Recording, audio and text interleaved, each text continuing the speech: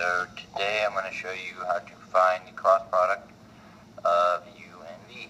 So here is the original problem. So u is -135 and v is 2, -6, -3. So your first step would be to set up a matrix with I, j, k in the top row. And then you put u second row and v third row. So you put it in exactly as it is. 1, 3, 5, 6, -3. Okay, now once you have this, that we need to not forget. So you set up your little tiny matrices. You have an I, and you have a -j. That's the one to remember.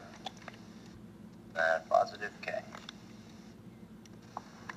So then what you do is for the I, you would cover up the I and just write in the j and the k. So it's 3, 5, -6, -3. And then the j, even though it is negative, you don't do the negative inside of here. You just do the same thing. So -1, 5, 2, -3. And then same thing with k. Cover up k. So you have -1, 3, 2, and -6. Now from this step, you need to find the determinant of all three of these matrices. So for this, what you do is you do the 3 times the -3. So you get -9 minus 6, -6 times 5, which is -30. So that's +30. And then for this one, you get -1 times -3, which is 3, minus 2 times 5, which is 10. And then for this one, you get -1 times -6, which is 6, minus 6. So when you do these, the first one is -9 plus 30. So that's 21.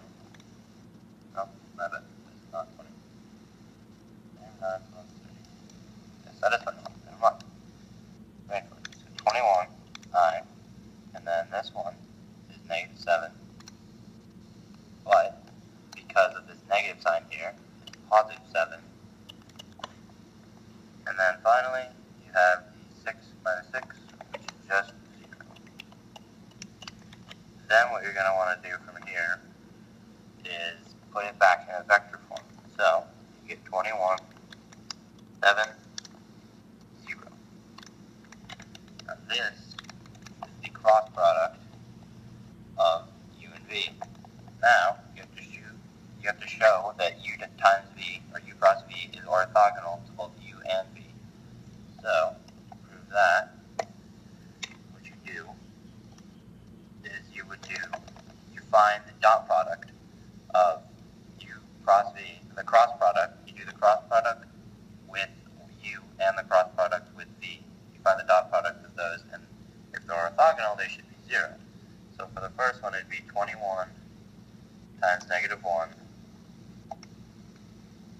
-21 plus 7 times 3,